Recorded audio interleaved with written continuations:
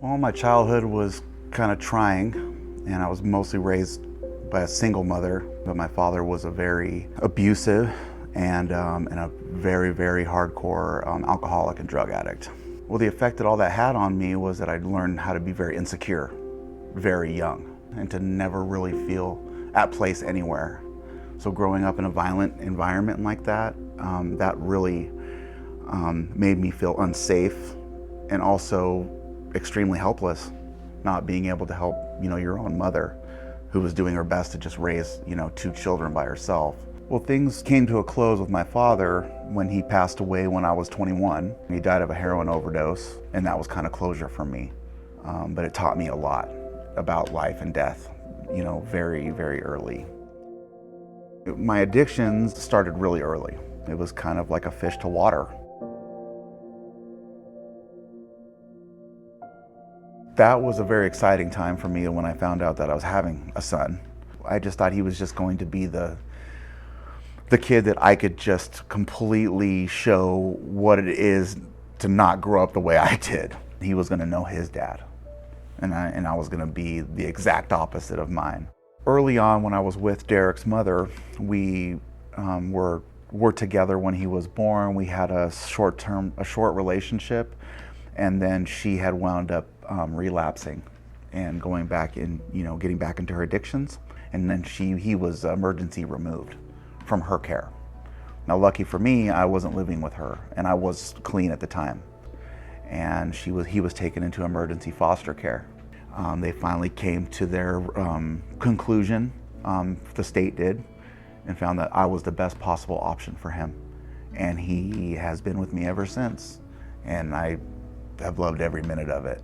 When I first got full custody and was living in a half of a spare bedroom of my cousin's apartment, I had nothing, but it was very stressful. Very happy to have him, but at the same time, there's the fundamentals of, being able to take care of him.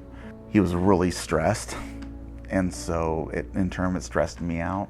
I mean, he cried all the time, and I cried with him all the time.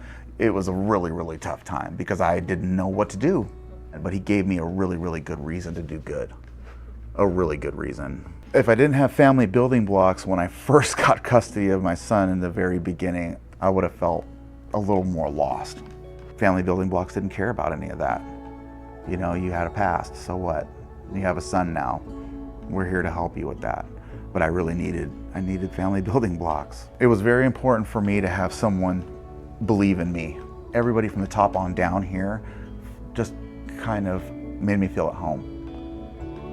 They made me feel like I was important here. It wasn't just, oh, we care about your kid. We care about the family. It's the whole family that needs to function in order for the kid to thrive. That's why those workers come and meet with people and help them, give them advice and resources so they can thrive at home. The family building blocks caseworker that came to visit me and did my home visits with me was very much involved in what was going on with me. She always came to where I was. I just had some really therapeutic conversations, and especially like my stress about being a father. If I was to tell somebody that I knew that had a similar situation to mine with Derik, that it's not hopeless, then I would say that there are good people that do want to help you. You just have to want to go ask for help and accept help and be open to suggestions. Do not be afraid to go let somebody know that you're hurting.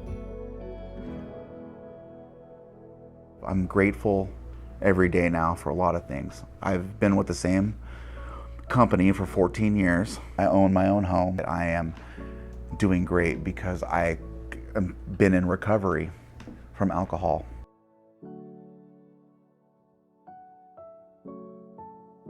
Well, my son Derik is 15. He's a very respectful young man, and I'm really proud of him for that. We do get along very well. We like playing Xbox together. We love going to see a lot of different movies, no matter what it is. We have a relationship, and that's important. I'm glad I have that with him. He's been raising me as a good kid, teaching me the right things to do. I get good grades now, when I've been improving in school, the fact that I never get in any trouble. I've been raised well.